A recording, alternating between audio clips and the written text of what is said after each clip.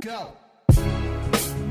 Welcome to the PRCA Fuse podcast for the stories behind the storytellers, people with a passion for communication, hosted by myself, Farzana Baduel, speaking every fortnight to trailblazers in and around our industry. Our special guest today is Gemma Moroney. Welcome. Hi, thank you so much for having me. So Gemma is a co-founder of Shook, a creative comms agency set up to make ideas that shake the world. Prior to launching Shook in 2020 with Damon Stott, she was head of strategy at Mischief. She was PRCA Leader of the Year in 2019 for her work on measurement and effectiveness, and in 2018 was given the WACL Future Leaders Bursary, which clearly worked. Gemma, tell us, so that we can get to know you, what's a typical work day in your life? I don't think there is a typical day, and I was just chatting to you before we came on. Today was actually a great day because I had lots of space to kind of really get my head into some stuff, which doesn't always happen. But certainly now as a founder as well, I think there isn't a typical day. One of the things that I've noticed, having gone from more of a specialist role to being a founder, is I've become obviously more generalist than perhaps I was before. So there could be 100 things that I'm doing on any one day or any one week, but I guess that's the fun of it, right? Absolutely. And it's the variety. That's what I love. And sort of just constant challenges and growth opportunities. Now, news, as PRs, we always have to know what's happening in terms of the context. And so, back in the day when I was growing up, it was a few broadcast, a few media, and now it's like this kind of tsunami of content. How do you consume news in order to keep up for your clients, for yourself, for your business, for the industry? What sort of outlets, print, digital? How do you, do you have multiple check-ins? What's your relationship like with news and consumption? Yeah, so I'm terrible. I'm never without the phone in my hand. Probably my kids would tell you Mummy's always got the phone in her hand, which is probably not a great thing, but I love being able to keep up to date with stuff all the time. So whether that's news, social media, just kind of interesting stuff from around the internet as well. So I'm always looking out for something new, inspiring. So I'm never kind of not connected, if that doesn't make sense. And we have a shared habit within our agency, which is about when you open your laptop in the morning, you've got to send one interesting thing to a client or a colleague. And the reason we do that is because it's about having that broad palette to draw on creatively. Obviously, it's also about knowing what's going on in the news, spotting what trends are happening, what we think might be emerging. But it's just getting into that habit. And that was definitely something that was drummed into me at the beginning, was you've got to know what's going on, and you've got to always be not even 2 steps ahead, sort of 10 steps ahead. And I think, as you've just alluded to, probably when we started, my first PR job was 1999. There were 10 nationals, broadcast channels. Now it's 24/7. It really is, and I try to explain to my daughter, and she just can't get her head around it. It's really extraordinary how things have moved so fast. Now, what I wanted to do is talk about your journey into PR, and but I wanted to start off with, when you look back on your journey, what do you think has been your sort of overarching motivation, your mission, your career purpose? Yeah, and it was really interesting when we talked about this kind of to prep, because I've never sort of thought what was my mission, but when you asked me to look back and reflect on it, I think it has to be about solving problems. So I think it's always about what's the challenge and what can we do to help solve that challenge, whether it's for a brand or a business or an organization. I think it is about getting stuff done, changing things, solving problems for people. And obviously the way that we do that is through communications and creativity. But I think, having been forced to reflect on it, I think that's the sort of red thread that I would pick out. And so how did you even hear about the world of PR, and what made you decide to choose the world? Did you sort of like so many people, sort of just happen to fall into PR, or was it a conscious decision that you decided at school, at university, this is for me? So yes and no to that falling into it thing, which I think is common for a lot of people. So I think quite unusually, Kent County Council paid for my school year to do this psychometric testing to tell you what career you should have. And mine came out with PR, lawyer, and then something else that I can't remember now. And my mum now says she always thought I would be a lawyer because I'm argumentative. Thank you, mum. So it was always in my head, this PR thing. And I actually think wrongly, when you talk to, careers teachers or go to those kind of careers open days, at least when I was doing that, it was you go into PR if you're good at writing. Yeah. And I think it was almost seen as like the flip side to journalism for obvious reasons. And that's what really appealed to me. I love writing, I love words. But I think that was a completely wrong explanation then. And I think it's a completely wrong explanation now. It's obviously part of it, and words and writing and communication are obviously at the core, but there's so much more to it as well. So I think, for me now, if I was talking to somebody about the career, that's kind of not how I would talk about it. And I think we ought to be talking about it in a better way and in a more rounded way. Yeah, absolutely. And speaking of, sort of segueing into PR industry, you didn't go to university. No. And it's funny because I went to university, but then I didn't complete, I left to do sort of like a year out, and then I never went back. And I was speaking about it to a friend the other day, and they said, but do you just, you yourself haven't completed your university degree, so do you expect everyone that you hire to have a degree? And I sort of thought to myself, that's probably a bit hypocritical, because it's not that I expect everyone to have a degree, but everyone who applies, we really get CVs that don't have people who complete a degree. And I want to know, does that change your perception on hiring? Instead of having that sort of tick box approach, that you thought, well, actually, there are other avenues to the profession, and a degree isn't, look how well, you've flourished and done well. Yeah, so I think university is amazing, and I think the opportunity for people to go to university is amazing. And we would have the same experience as you, that I would say a lot, probably most of the applications that we get, people would have a degree. But I also don't think a degree should be mandatory for getting into the industry. I think there absolutely, well, there are, but there should and must be other ways in, for various reasons. I didn't go to university because I was the first year that had to pay fees, and I was really worried about taking on that debt. And I do wish I'd gone now in hindsight. But obviously, I was also lucky that I was given the opportunity to find a different way into the industry. And I don't actually see it so much now in sort of PR job specs, but you do see from time to time, in LinkedIn or whatever, that a degree is listed as mandatory. And I think that's quite an old-fashioned way of thinking in some ways. And I think it's a shortcut, and it cuts some people out. So for me, it would be university is amazing, people having degrees is amazing, but also let's make sure that if someone doesn't have a degree, that they have either at the beginning other ways in, or if they're that bit further in their career, that they are seen, I suppose, in their entirety of their experience. Yeah. And also, I think access to learning is more accessible. So, back before online learning and courses, you had to physically go, to a college or a school or a university to learn, sit in a classroom. And actually, people can do it from their phone. They can do it, and you don't have to sign up for 3 years. You could do it for a day, for an hour, for 10 weeks. So it's become a lot more accessible. And I personally believe if you have curiosity, that really is, is the most important area for learning. Now, you ended up with your first job at the head office of a restaurant company. And what I want to hear about is your experience how to work with difficult people, because as PRs, especially agency side, we can sometimes have difficult clients to deal with, sometimes difficult colleagues. So I wanted to just find out from you, what was your experience like, and what did you learn from that encounter? Yeah, so I was 17 when I possibly got offered this job at a restaurant head office, and they said to me, "Oh, there's, I've done one or two interviews," and they thought that they wanted to offer me the job, and then they said, "You're going to have to come in for a trial day because."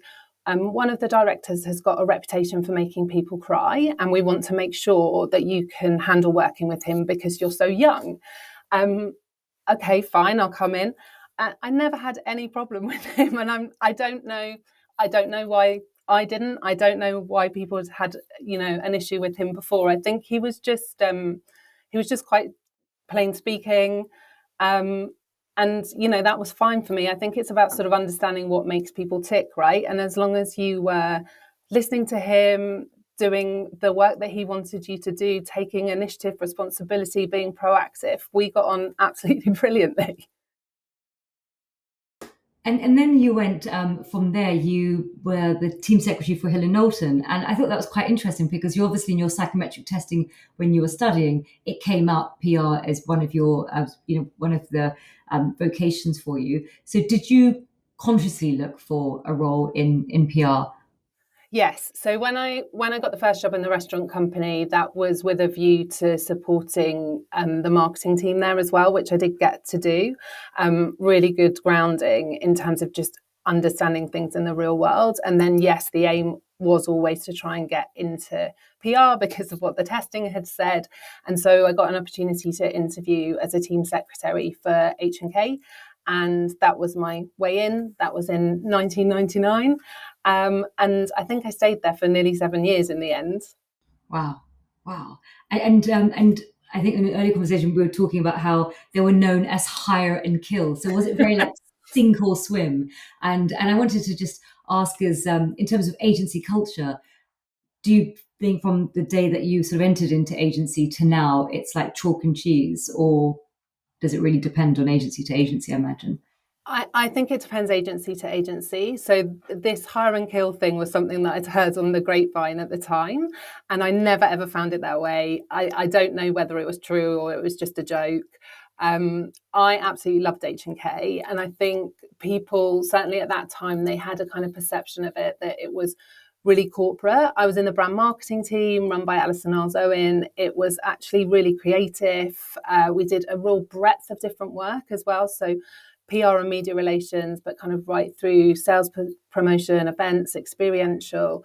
And there were just so many brilliant people there. And I think when I look back, so many brilliant women, and kind of can't list them all, but they know who they are, that all taught me so many different things. And I think certainly as someone to start out in terms of giving you that framework, I suppose almost that skeleton of everything that you need to know to start in this industry, it was just absolutely brilliant for me. And they were so supportive in terms of having come in as a team secretary and then obviously moving across to be an account handler. They supported me doing my CIM certificate.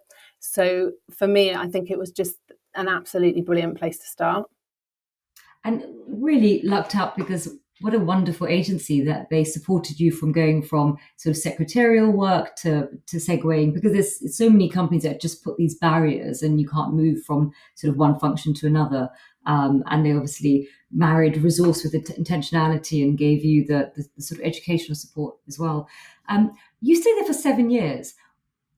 What, in a nutshell, was it about the culture that made you stay? Because 7 years is quite a long time, especially when it's, you're in your 20s, and, and staying there for 7 years obviously shows that there was something that they were doing right, that it was a good cultural fit. And I just want to know, what do you think held you there for so long? Yeah, I think it was because there was so much opportunity. So I went from being a team secretary, obviously moving across being a JAE. By the time I was kind of an SAE, I was looking after clients on my own and I was writing proposals for clients on my own. And then by the time I was an AM and I went from AM to AD, I was looking after like £1 million client budgets. And it was a real culture of, if you want to take on this responsibility, we will support you, but you can stand on your own 2 feet and you can do it. And I think whether it was Alison, Lynn McCarthy, Rachel Friend, there were so many brilliant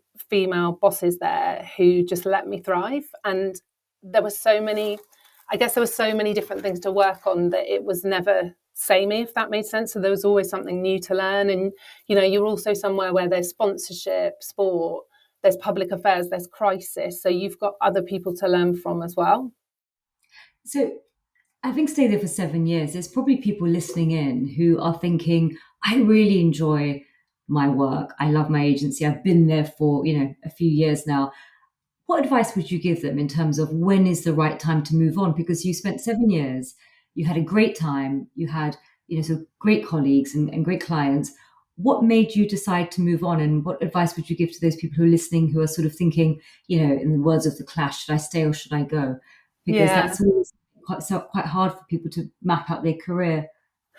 I honestly don't know. I've always been somewhere that stays places a long time, and I don't know if that's a good thing or a bad thing. The only thing that I can say is when you know it's not right, after however long, then you know it's not right. And I think I was just lucky that I've generally always found places that were right for me, and then I've stayed a really long time. And I think I said to you, funnily enough, because I ended up then working at his agency Mischief after he'd left, but at one point I went for an interview with Shine when I was at H&K. I think I was probably like an SAE, and Mitch K was like, he gave me the hardest interview ever. He's very insightful, and his most insightful thing was, you're not ready to go yet. Like, you're not ready to leave.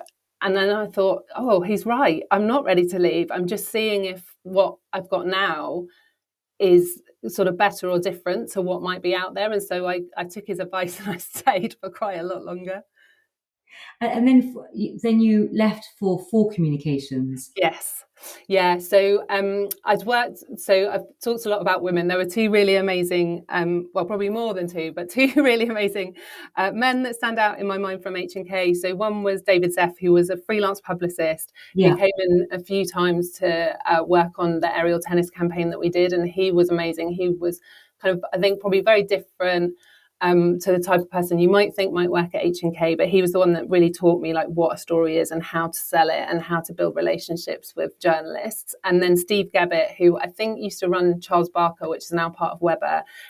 He came in as a creative consultant, and he was also amazing. And I ended up following him to Four to work in their consumer division. And that, I think, Four's an amazing, amazing agency, and like what they've built is incredible. But that was the one place where I realized fairly quickly it just wasn't quite the right fit for me. So I ended up staying there probably about 9 months, but just really learned so much there too. One of their partners particularly just was so clever and so brilliant about putting together strategies. And so that was a real big learning for me there. So almost after 8 years in the industry, you then found Frank. Yeah. And what was it about Frank that really felt like a second skin, that really felt that they got you and you felt that you fitted in? Yeah, I can honestly say it's the first place I worked where I just completely felt like I fitted in. Culture completely different to anything I'd experienced before. I think going there was sort of such a shock in terms of when I walked in, it was just after they'd done their famous Jimmy Brown HP Source campaign. So they were like the hottest shop in town. I feel like it's a little bit like the army where they kind of reteach you and build you back in their own image. And I suppose the best way I can describe it is in the most beautiful way. It was like organized chaos, but it was meant to be. Like the creative culture was absolutely unbelievable. Again, that sense of responsibility. I think also that just the immense teamwork, like how supportive colleagues were of each other was just incredible. And I think there's lots of things that Gigi and Andrew and Frankie are amazing at, but one of the things was building that amazing creative culture. And also, you mentioned that they were quite ahead of their time in terms of influencer marketing. Yeah, so Graham Gigi, who is one of the founders of Frank, one of the things that he's brilliant at is he's very visionary, so he can always see what's coming in the future. And he was talking to us about influencer marketing. It wasn't called that then, like years and years before it became a thing. So he had this idea called super fans, which was, I'm not even sure you would have called them influencers then. It was probably more kind of bloggers, maybe the early days of YouTube. And he saw that that was going to be a thing. And I guess in some ways we were all like, what? But obviously he's been massively proven to be right. And he's always able to see sort of what's coming next. Frankie, who is the joint MD there, and then Andrew, who was co-founder with Gigi, the same in different ways. Andrew from a kind of tech and social point of view, Frankie, I would say from a kind of cultural society point of view. They're just incredible about seeing like what's going to be next. And you mentioned about just the creative culture. What did you learn from your experience working at Frank in terms of how agencies can instill that culture of creativity? You mentioned earlier that you really thrive on getting lots of responsibilities. So, other than sort of taking on responsibility, what else do you think are the ingredients of creating a creative culture in an agency?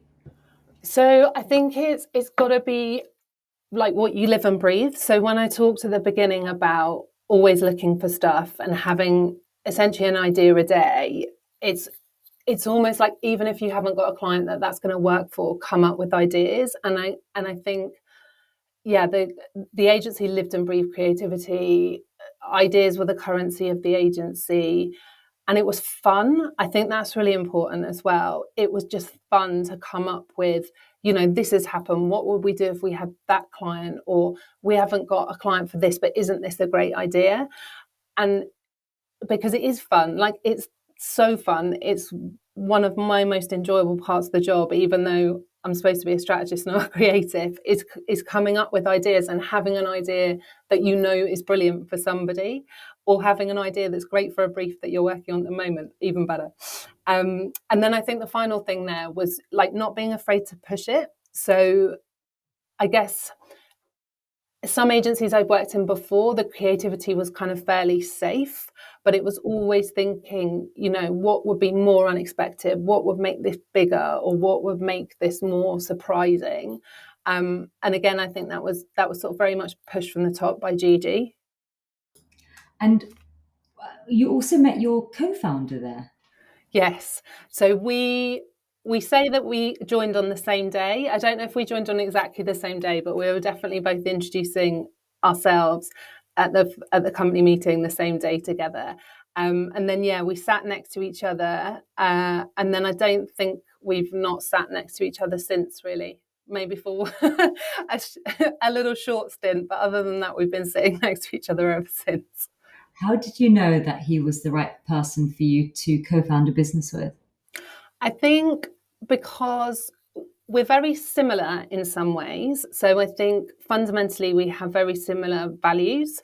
And funnily enough, Nick, who runs Blurred, like when she knew that we were going to be setting something up, I had a chat with her and she gave me one of the best pieces of advice that I've had, which is just know what your values are, because if there's ever a question or a quandary, you just go back to them and that's how you make the decision. And it's one of the best pieces of advice, I think, for founders and probably just for people in general. So we're very similar in that respect, that I think fundamentally we have quite similar values, but then we're also quite different people. So we don't really like the same stuff. We wouldn't have the same kind of hobbies, interests if we have time for them. And we think weirdly quite similarly. So sometimes we'll come to each other with exactly the same idea, having not talked to each other about it. But equally, and I know left brain, right brain isn't a thing, but I think that's kind of the way that I would explain it, is people go like you essentially share a brain now, but it's sort of two halves of the same brain that come at things from a slightly different angle. When I was looking at your career journey, what really struck me is that you've had that exposure to consumer PR and also the sort of ad agencies. And I wanted to just pick on that thread because you often hear about in Cannes, it's the ad agencies that are winning all the awards, and and they always historically had the budgets, and they're the ones who sort of, even on TV you've got Mad Men, and where they're either the shady PRs or the ditzy PRs, and even the way that we're portrayed on TV. And you've lived in both worlds. Have you seen a difference? Is the difference just simply confidence, or or do they just work in a different way that gives them that extra sort of confidence that they've always had and lorded over us PRs? So yes, I think there is a difference, but there's not as much as a difference as people might think. So the real benefit for me, so when I worked at EDC within the PR agency, and we had Dare there, we had Elvis there, we had Identica there, which is a branding agency, was being able to see it from the other side of the all agency table. And I think sometimes PR can think, oh, they've got more data than us, or they've got more tools than us, they've got better insight than us, they're smarter than us.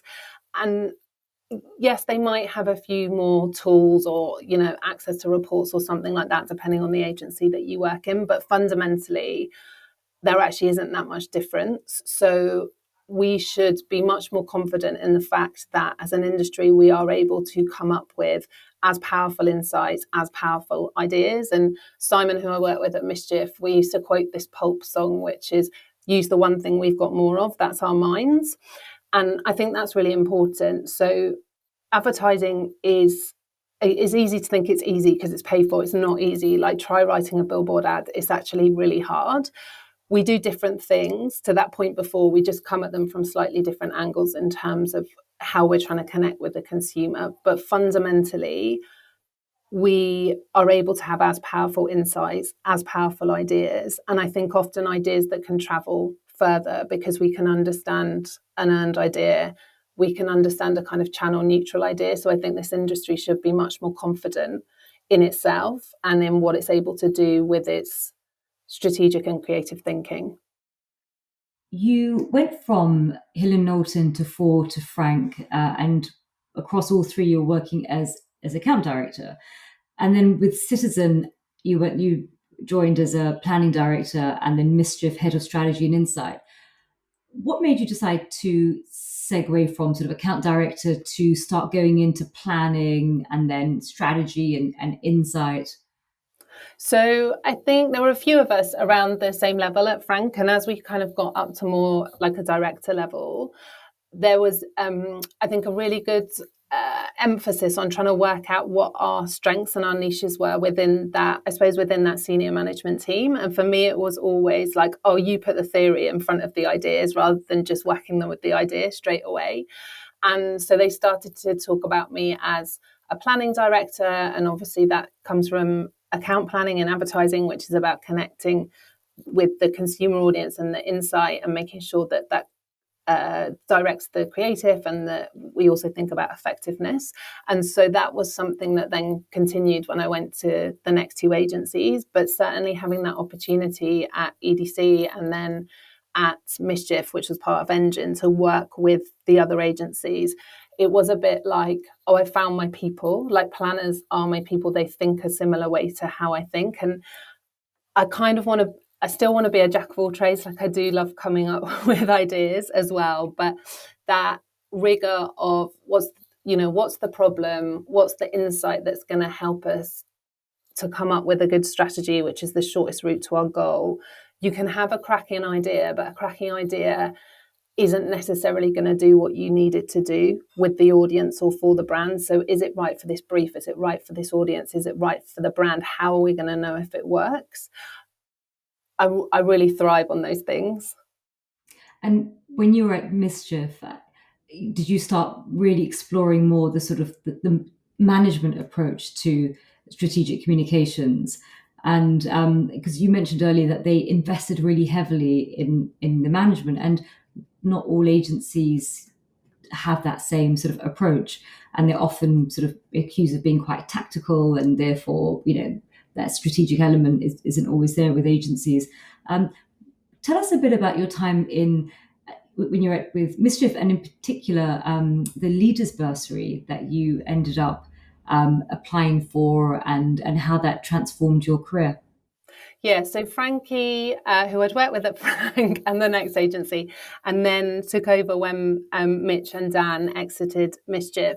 She was really amazing at investing in her senior team. So she put a lot of support behind the stuff that I did with AMEC and the PRCA around measurement. And then she pushed me to go for this WACL Future Leaders Bursary. And it's a really amazing initiative. So you get money to spend on something that will help improve you as a leader. And often it's for women. So often people will do things like, I think there's a RADA course about public speaking.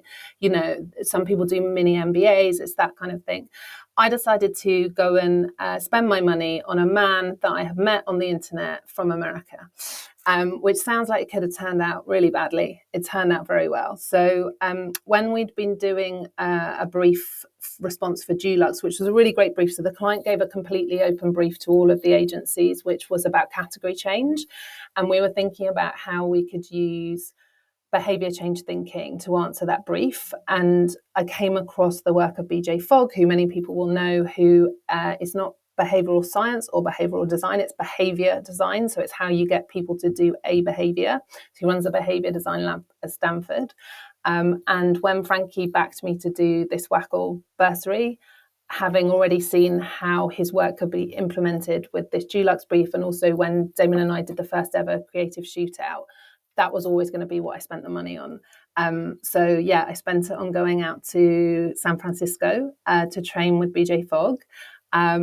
And, you know, I think in life, a lot of times people are always looking for like these light bulb moments that people talk about on like Desert Island Discs or whatever. Yeah. I don't think I've had many of those, but that would certainly be one of them if I was going to try and find one. And what was it about learning about his work that really inspired you?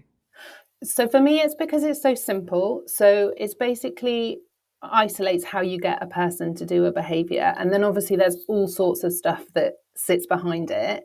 But fundamentally, it's very simple. And the thing that was a light bulb moment for me was like sitting in this classroom in San Francisco, and he says, the first thing you need to know is educational information doesn't make people do things.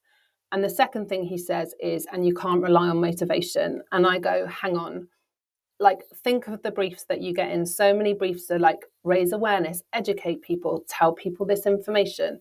Or they're like, do this, you know, do this thing and we can whip everyone up into doing the thing that we want them to do. And I thought, oh my God, I've been doing this wrong for like 25 years. And motivation is important, but it's important when you understand the role that motivation can play. So it just really shifted how I thought about how strategies could be effective and also how creative can be effective. And it didn't entirely change how I go about doing things, but it just gave me some knowledge that makes me now do those things differently when I'm thinking about creative comms that's going to get people to do things.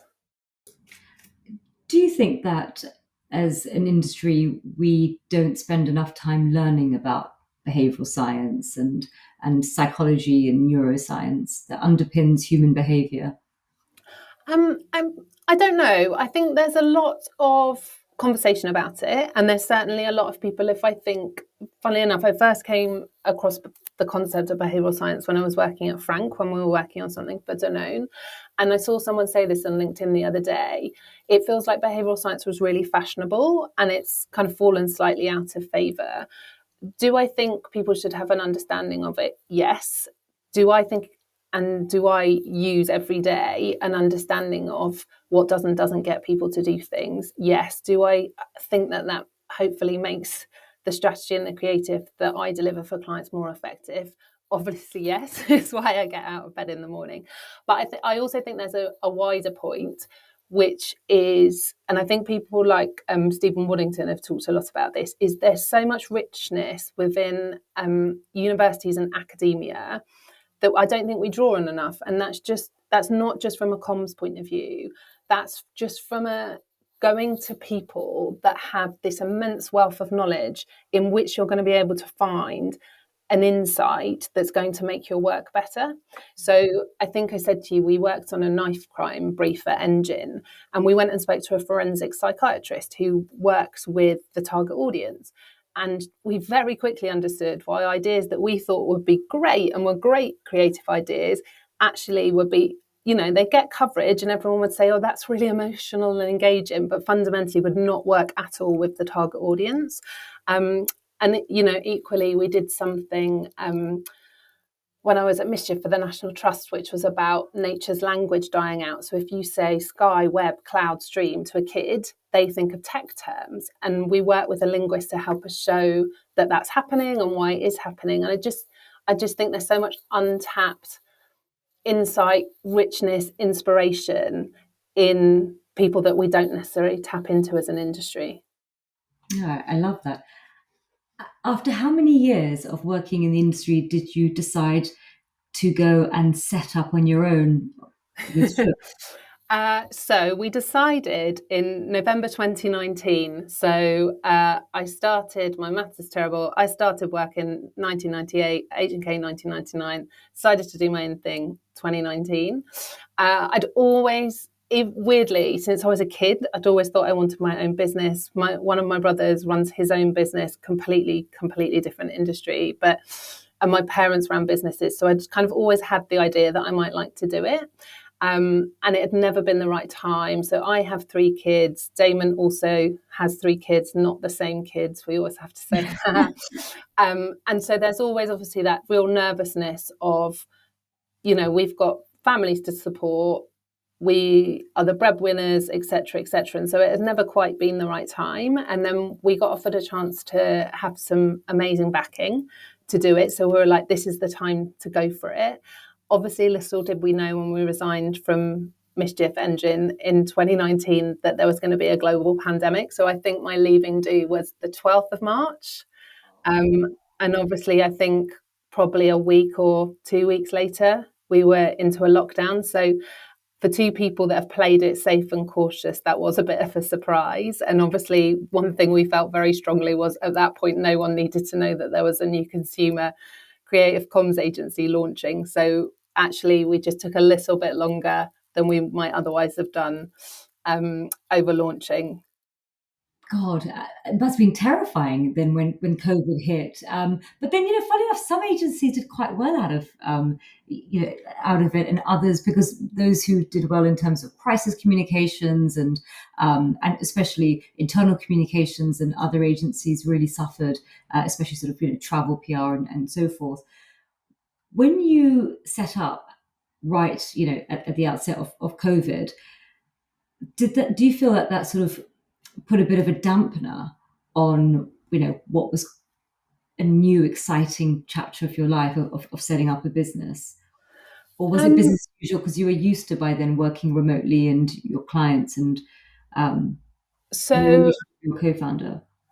No, we weren't particularly used to working remotely. And funnily enough, so we worked on Lego at Mischief, and one of our clients said, "Oh, whose house are you starting in?" And we said, "Oh, no, we're going to have offices. From day one, we're having offices." And obviously, then when it came to it, we weren't even allowed to be in the same room, let alone the office. Um, and so it took some getting used to. But what we did was we basically just kept Zoom on all day. So even if we weren't working on something together, or we were doing different things, so that we could just kind of have a chat while we were doing it. And yeah, we adapted to it pretty quickly. And I think, to the point that you were making at the beginning, I guess it's tricky to talk about, because we were really conscious that there was a global pandemic going on and people were dying, and we didn't necessarily have to announce what we were doing right there and right then. It seemed quite insensitive to do so. And we were lucky from the respect that we'd just happened to meet a friend of a friend when we knew we were going to be doing something. And I was looking back on it recently, I actually didn't realise how quickly it was. So before we even had the agency name, because when we did the costing for him, we called it Anon, Agency Anon. By April, we'd started a project for him that ended up lasting for like 9+ months. And it was nothing directly related to COVID. It was something that was almost sort of timeless. And actually, in a sort of handy way, it involved stuff in America, Hong Kong, China, India, Australia. So actually, because the world had shifted to remote working, it suddenly became very feasible for us to be doing that from our living rooms. And having worked for so many incredible creative consumer agencies, when you set up Shook, in your mind, did you go through a differentiation sort of exercise of how will your agency be different from the others? Because as you've had this incredible exposure working at all these different shops, and so what kind of thinking led you to bringing in a new shop? Yeah. So I can remember us literally in the street having this conversation when we were like having a walk around the block or something. And for us, we really wanted an agency that was going to make work that had impact. And by impact, I mean that creativity that is going to actually shift something for a brand or a business or in people's behaviour. That was really important to us. So we love creative ideas, but we also, and obviously my background with the AMIC stuff, etc., speaks to this, is it's really important that that creativity is effective, because otherwise what's the point of having great ideas if they don't actually have an impact on a business or a brand or an organization or a behavior? So it was always about that, hence why eventually we were named Shook, because we say we want to make ideas that shake the world. I say eventually because the naming took quite a long time. We took it slightly too seriously. So you have this, this really cool consumer brand called Shook, but actually what you really love is a bit of measurement. And so, and so, what I wanted to explore is where did you get this sort of this interest in measurement, and did it come from your sort of ad agency days where you just saw that they were far more comfortable than PRs in embracing data, and and do you think our industry still is a little bit reluctant to embrace measurement? Yeah, so I think it was probably in some respects always there, and then it came to a head because I presented some work that we'd done at Mischief for the National Trust, the Coast campaign that we did with John Cooper Clarke, and Barry, who was the CEO of AMIC at the time, kind of struck up a conversation with me, and then that's when I got kind of really heavily involved in it. But I think it goes back to the point that I love creative ideas to engage people, but we're not doing them to come up with great ideas. We're coming up with them to shift something for brands or businesses or organizations. And I think actually I've always been lucky to work, even when I think about the restaurant company head office, I've always worked places where we can see what our work's delivering. So like we did a radio promotion there, and I can remember my job was to take the calls from people taking up the offer on the radio promotion. And because I was a little geek, I was tracking, I can't remember what it was, but like heart better than classic or whatever, and kind of giving this to the marketing director. And then certainly, the stuff that we did at H&K, particularly if I think about the aerial tennis sponsorship work, which I think was way ahead of its time. And they did some market mix modelling there, which isolated the impact of PR as well. So I think everywhere I've worked, you think about Frank and they talk about talkability, Gigi's registered trademark, and it was always about the impact that ideas are having. So I think it's always been there. But for me, it is that beautiful marrying of really great insight, at least a really great creative idea, but it has to be driving something. And so that's why the measurement is really key at the outset. Yeah. What about strategy? Now, with a lot of agencies, a lot of sort of smaller agencies, they tend to really want to embrace strategy, but they feel that the budgets are just enough to cover the sort of the tactical delivery, and the whole piece of research and strategy and planning, and then the other side, sort of measurement and evaluation, they just can't justify it with the budgets that they have. What advice would you give to people who really want to embrace strategic thinking and measurement when their budgets are quite restrained? So I think fundamentally it's like, why are you doing this? Like, that's a free question to ask. Okay, if you've got nothing else, why are you doing this? And I saw the guy Alex Aitken, who used to be head of GCS, speaking about, are you just sending out stuff? And I think that's really important, is you can do things and you might get an output, you might get coverage or you might get social media traction or whatever. But why? Like, what's it laddering up to? And that's a free question to ask. Why? So if you can do nothing else, just ask that. If you can do more than that, then think about what you can do. And I wrote, like, self-promotion, but I wrote a guide to planning for AMIC, which is available on the AMIC website, which kind of talks you through the steps. And there's some stuff about free tools. There's some stuff about tools that you might have somewhere else that you can ask for. And I think if you arm yourself with that and you do as much as you can do, hopefully then you can do more the next time. but fundamentally, like, what are you setting out to do by doing this stuff that you're doing? Because if you don't know that, then why are you doing it? And for those who aren't familiar with AMIC, can you explain a little bit about who they are, what they do, and what benefits that they can give to those who are interested in the measurement piece? Yeah, so they're a trade body. They're about professionalising measurement and evaluation within the industry. They have a brilliant free tool called the AMIC framework, which forces you to think about outtakes, outcomes, and impact, not just outputs.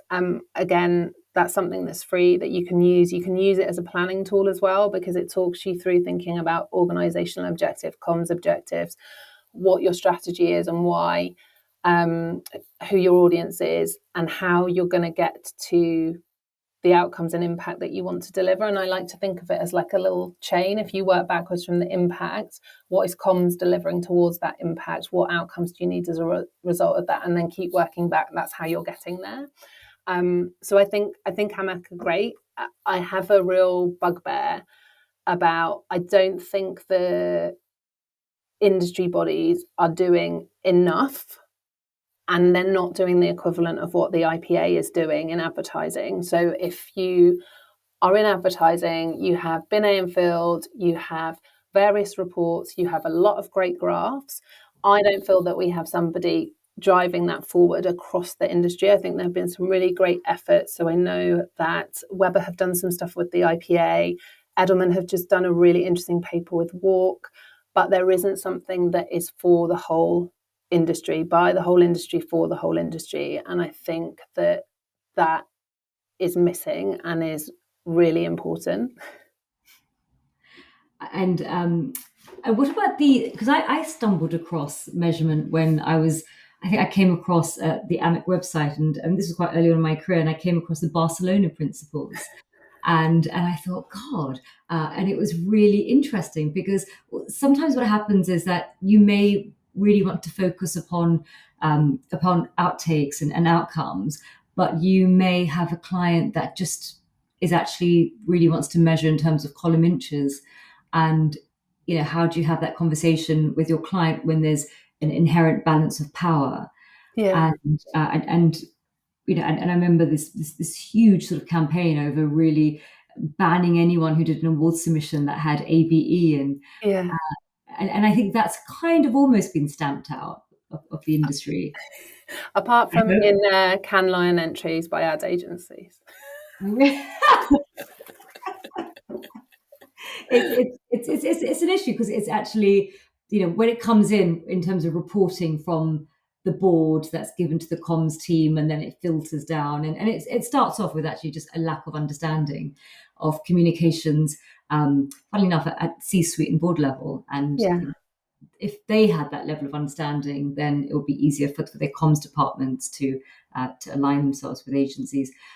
Interesting. Now, I wanted to talk about strategy and strategists. Now, when sometimes people think of PR strategists or ad agency strategists, they think of someone who looks a bit like Gandalf, very, very wise, slow talking. I wanted to ask you, you're a strategist. Do you feel that it's a preserve of people, for instance, who have done X amount of years in the industry? Can someone be born a strategic thinker, or can they develop those skills? What is strategy versus tactics? So I just wanted you to just talk a little bit about strategy for those people who are listening in, who find the idea really interesting, but they hear it bandied around, and it would be just useful to hear from your side what a creative strategist is. Okay, so do I think that people are born strategists? It's like with anything, you can see the spark of something in some people. Like sometimes you're like, they've got the bones of a creative. So we had somebody with us on an internship, and she just absolutely had the bones of a creative, and she's now gone on to be a creative at Channel 4 and is smashing it. And equally, I think the same can be said. You can see people that think in a more strategic way. I think strategy is sort of word that gets bandied about a lot, and also you get lots of different strategies. So you have like an overall strategy, and then a media strategy, and a whatever else strategy. The way that I like to think about it And as you can see, I'm not a slow talking strategist. The way that I like to think about it is your strategy is your fastest route to your goal. And in order to get to your goal, you need to understand what the problem is that's keeping you from getting there. And you need an insight. And an insight is shining a new light on the problem. So I'll give you an example of that. Not one of mine. This girl can. Ad agency FCB, they were trying to close the gender gap in exercise. Women were saying they wanted to exercise, but they still weren't doing it. And obviously everyone thinks it's like, I don't know, if we have leisure centres with childcare or whatever, everyone will do it. And what they identified was that women were feeling a sense of judgment. And so the campaign strategy was about liberating women from that fear of judgment. And that fear of judgment came in three ways, either ability, appearance, or priorities. So when you see communication from This Girl Can, you'll see the communication tackling one of those barriers or exacerbators of judgment. So when you hear, I don't like exercising because I feel embarrassed jiggling in my lycra, or I don't want to go to that exercise class because everyone will be better than me, those are the insights that you go, yeah, I agree with. And I saw this thing, a comedian the other day who said, like, when you're telling a joke, laughter is everyone recognizing that they understand it. And it's that, like, that's what you're looking for. I prefer to think of myself as a planner or a creative strategist. So a planner is somebody that looks at the audience and tries to find the insight that's going to inspire the right creative. And also they're responsible for making sure it works. And then I hate the phrase creative strategist, but I've come to think that I am one because I still kind of like getting involved in the ideas as well. Now, you mentioned earlier about an organisation called WACL that you ended up getting a bursary. What is WACL? So it's run by the industry. It's run by NABS, I believe, which is I don't know what the right phrase is. I suppose a sort of safeguarding sounds odd, but kind of an organisation that looks after the well-being of people in the creative industries. And then WACL is specifically for women in the creative industries. I feel really guilty because I definitely should do more for WACL than I do, particularly since they gave me their lovely bursary. But basically, I think it's the 20th year actually this year of the bursary, but every year they choose, I think it's probably about 10 women. You can apply, you need your employer to support you because there's a contribution of employer donation towards it. But basically they give you funding and you can spend it on whatever it is you think will help you to improve your leadership skills. So you do a form application, and then if you get through that stage, you have to do, I think it was a 5-minute presentation to a group of lovely, although at the time obviously fairly terrifying, women, and then they select the winners from there. So if you're at the right stage in your career, I would say you will not regret going for it. That's a really good tip for us. Now, you obviously learnt about BJ Fogg, and you also learnt about the impact of technology on behaviour. And what I found really interesting, from your insight, was how technology such as generative AI can actually help with those people who have task paralysis for like ADHD. And I know when I sort of think to myself, to start with a blank screen and start from scratch, but actually having a sort of, a chat GPT sort of 20% there, but and it almost energizes you to actually, it hooks you into the task. And I thought that was really interesting that that his work has been looking into the impact it has. And of course, with all these AI tools having a huge impact on the on the PR industry, do you think that's going to really help with people who are neurodivergent?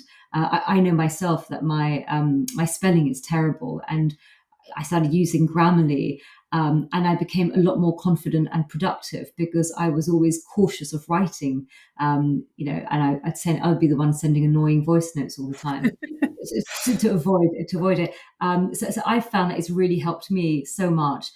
And I just wanted to know from your perspective in the learnings that you have from BJ Fogg, what do you see that's coming in terms of all these tech AI tools for the industry and how that will impact the workforce? Yeah, so just so the two things aren't conflated. So the point about generative AI, and ADHD. So that was actually, to the point earlier, we're working on a brief at the moment, and I was like, okay, who do I know that knows about this? So I went and spoke to some people that have sort of deep subject knowledge. And this was a point that one of them made, which was they were finding with their workforce, people who have ADHD are finding generative AI really useful to get going on something. So if people who have ADHD experience task paralysis when they want to get started on something, it can be really helpful to just give them that kind of getting started moment, which to me sounded really interesting, because I think, there's clearly a lot of downsides or things to address with AI. So as we know, a lot of the societal biases are then unfortunately reflected in AI. There's obviously a lot of stuff at the moment about AI and intellectual property as well. But I think when you can think about the ways that tech might be a force for good, I just found that really interesting, as a potential usage for people. And I guess the points that you've made as well. And then the sort of separate point to that is that one of the things that originally got me interested in BJ Fogg's work was he was looking at how technology can be used to help people have positive behaviour, or develop positive behaviours that they want to. And so from a comms and PR point of view, we all know at the moment, for example, we ask our Alexa, like, look, what's the weather like? But I'm sure in time there's going to be, and I've seen people doing it with mobile phones and stuff as well, there's going to be a lot more sort of help and relying on those technologies to help us do things. And I think that's interesting from how does your brand or organisation show up there to help people do stuff that they might want to do. So to learn more about BJ Fogg, where would you advise us to go and find information about his teachings? So I would say look on the internet. There's lots of stuff there. Or actually, potentially an even better way is he has a book called Tiny Habits, which I do get a little shout out in at the end. And that was a bestseller, I think, in 2019 or 2020. So you can find that, in all good bookstores. Now, whilst we were talking about your company and how important it is to adopt behavioral design and for it to be a real sort of home for creativity and strategic thinking, I also wanted to take in your earlier comment to me last time we spoke about purpose. And purpose, again, is a phrase that is bandied around. What does purpose mean to you? And what is the purpose of the work that you do at Shook? Yeah, so I think this is really interesting, and I've sort of started writing a bit of a thought piece on it, because I think purpose has got completely confused, and we are seen as an agency that does purpose-driven work, but I actually wouldn't describe us like that. What we do is work that's going to have an impact because it's creative, it's engaging, and it's effective. And I think purpose has almost become like a trendy thing to do. And when you see, for example, like a chocolate bar aligning itself to something that matters to its audience, but they don't necessarily have much place in being involved with, in my opinion, and that's sort of seen as purpose, I'm not actually sure what's that really doing for the brand or for the audience. And possibly a controversial person to quote, but Larry Fink has this quote about purpose is not the pursuit of profit, it's the animating force behind it. So that could be anything for any business. And it might be a thing that's seen as worthy in their quotation marks. And it might not. It might just be a reason why a business exists. For us, it's about, we want to work with people that we think have a net positive impact, who are good brands that we can help have an impact, and that are doing some good for health, wealth, and happiness, not doing some bad for health, wealth, and happiness in the world. And that's kind of our filter for who we work with and why. So we work with charities and campaigning organisations, for sure. We also work with consumer brands. We've also actually worked with some more kind of corporate brands, some technology brands. But for us, ultimately, it's what's the problem? Do we think we're good people to solve it? Are these good people to work with? And are they doing something that isn't doing damage to the world? I love that. I absolutely love that. Now, when I set up our firm, my daughter was a year old, and yeah, exactly. And it was really, really hard. But looking back, so lucky that I had my husband, who's incredibly supportive and took more than his equal share in raising our daughter, which made a huge, huge difference. What I really like about what you've done with your team and your culture is you've set up like a mentor system for those who are new to being parents, to help them sort of navigate that new change in life. What made you decide to bring that in? I wish I had something like that when I. Um, so I've got 3 kids. I had the first one I was at Frank. I think I was 27 or 28. And lucky for me, Frankie, who was a joint MD, had had her daughter about 6 months before I had my first child, who's a boy. And when I actually hadn't worked with her that much before then, and when I came back, she literally sort of swept me up and looked after me. And she taught me how to be, if you have to leave at 5 or if you have to go because they're sick, that's fine. And she said something to me like, if you're working at 70% capacity of what you'd normally work at, that's like 100% for somebody else. And we've just had our first parent return from maternity leave, and I really wanted to try and give to that person what Frankie had given to me. So there are going to be, it's going to be hard, first and foremost. There's going to be some days where you feel like a terrible professional and a great mum, and there's going to be some days where you feel like a terrible mum and a great professional, and that's okay. And it is hard to juggle. But then on top of that, what we wanted to do was give them somebody who is, because my kids are all pretty much teenagers now, someone that's just, like that sort of 6 months, 12 months ahead, just so that she has someone that's been through that experience more recently as well. I think that's so good. And it's also important to recognize that it's also those people who are caring for elderly parents. So my husband, he's looking after his mum. And so he has, quite a lot going on. And people often say that this is like the rush hour of life where you're juggling children, peak of career, and elderly parents, and they all sort of sometimes converge at the same time.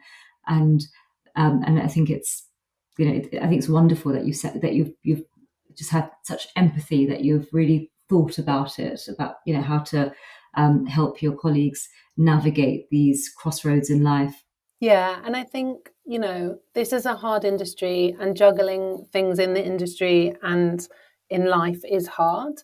And sometimes you can't fix it, but you can just help people through it, if that makes sense. If you've got a parent who's unwell, we can't unfortunately fix that. But what we can do is make sure that it's fine to leave work at short notice or unexpectedly, or work from somewhere else, or have the day off to deal with that, because it's life and we want to support people through that. Now we're at our closing section, so quick fire round. Are you ready, Gemma? Yes. Okay. So first question is, who is the communicator you admire the most? Someone from the past, present? I found this so hard, but I'm going to go really present, and I'm going to go with Giselle Pellico, who's the lady who is currently, in the media every single day for, I think, her absolute bravery in terms of choosing for her court case to be heard in public. And I said to you, I think it's her words are beautiful. So I think she said something about the shame is not on us, it's on them. But more so than her words as a communicator is her actions. Absolutely. I mean, she's such an inspiration, and I think there's so much noise in the media, but those words, that shame needs to switch sides, it just cut through. Yeah. Now, thinkers, apart from BJ Fogg, Yeah. what other thinkers, so I'm thinking authors, podcasts, poets, philosophers, have had the most impact on you? So I think I said to you, I'm like a little magpie where I'm always into something else. And someone said to me once, "It's a great trait for a strategist is to know a tiny little bit about lots of things." So I was like, fine, I'm taking that. So my thing at the moment is I did, for the first time in September, I went to a poetry evening. I've never been to a poetry evening before. And the same evening, I stood up and did open mic slam poetry. I'd never done that before. I wanted to be a poet when I was a kid. I was told that wasn't a proper job. Apparently, it is actually a proper job, but it's a bit late now. So I'm currently into like being a little magpie to try and get a bit better at that because that's my new hobby. So we worked with John Cooper Clarke when I was at Mischief. He's amazing. I've loved Lem Sisse for a while. I am now into someone called Lucas. I now can't remember if his name's Lucas Jones or Lucas Wright. You'll find him on Instagram. But that's what I'm into at the moment, is understanding how other people work with words. That's wonderful. And actually, that's such a great area for us PRs to go into, is to, because I'm actually quite obsessed with comedy, because I love the body language, the tone of voice, the rhythm, the facial expressions. I find it really fascinating, but I haven't looked into poetry, but that's definitely something.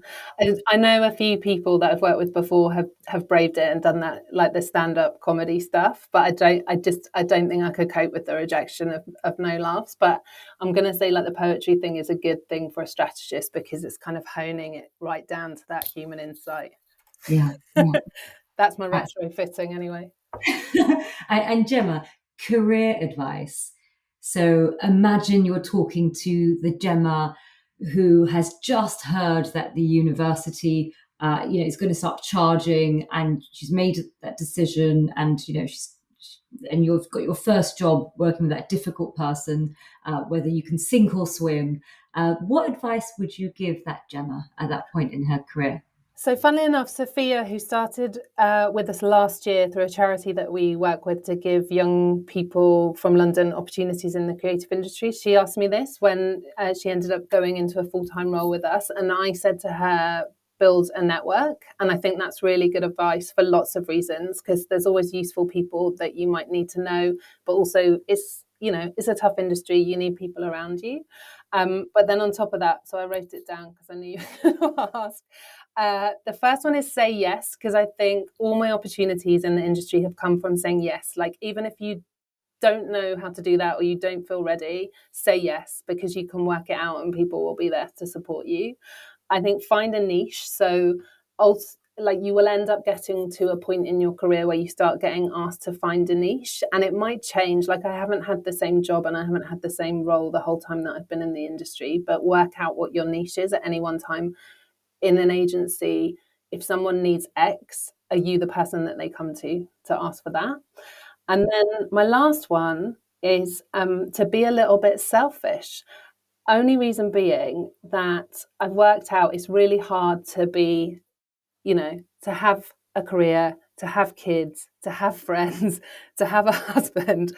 Like, there's that thing, isn't there, about like you can have a quick job, a cheap job, or a good job with a builder. So it's like you're always juggling, playing things off against each other. And sometimes I think you just need to say, I need to do this for me, even though I probably shouldn't. And so I will say on a Sunday morning, I am going to the gym, even though I might not have seen my kids enough that week. And I know that's bad, but I know I'm a nicer person for the rest of the day if I go. So sometimes just got to be a little bit selfish. Love that. I totally agree. And then segueing into well-being, PR is a super stressful job, and I wanted to know, how do you stay sane? What mental health well-being hacks? And I've got my pen and paper ready to write it down. So I said to you, I mean, I don't know if I'm 100% sane, and I'm fine with that. I've got a quote on my wall as I go out of the door, which I letterpress, which said, "She mad, but she magic." And, I'm okay with that. But I think a few things. So just taking a moment at the start of the day to think, like, what have I got to do today? And what is non-negotiable for today? And what can I do another day? And then making sure that those things for another day don't then ultimately never, ever, ever get done. Because we all know sometimes they just get pushed to the back of the list. I think have a team of people around you that you can have a conversation with. We're very keen on people knowing that we have a kind of, we call it open and honest culture, where you can speak up if you need help. And I think that's really important. And then I guess back to the selfishness point, sometimes even if you feel like I've got a million things on my shoulders and all these things need to be done, sometimes you just need to not do them. And occasionally, very occasionally, don't tell Damo, I'll have a little tiny micro bunk off, I like to call it, where maybe I'll just go and sit in the park for an hour if it's a work from home day. Maybe I might stop at 4 o'clock on a Friday and have a glass of wine with a friend when it really should be work hours. But I think sometimes you just need that, almost like that sense of perspective that you are juggling a million things, but it's going to be okay. Yeah, I like that. I like that a lot. Now, for people who want to know more about you, about the about Shook, how best for them to find out more about you? Are you any particular social media channels, websites? So either you can follow us on Instagram, so at Welcome to Shook, and you can DM and I will see it. Or if you want to go to the website, which is welcometoshook.com, and you'll find an email address there, and you can email. I will try and reply as quickly as possible. Thank you so much, Gemma, for such a fascinating conversation. I am going to really look into BJ Fogg. And then the name of the book was Tiny Habits. Tiny Habits, yeah. Yes. I love that. I'm really looking into that. So thank you for listening. And you will find this episode on the PRCA's YouTube channel, Spotify and Apple Podcasts, alongside other episodes. If you like what you hear, please do share so we can grow our community. If you have any feedback or topics that you'd like us to cover, please contact us. We publish interviews every 2 weeks, so stay tuned as we have some more inspiring storytellers in the pipeline.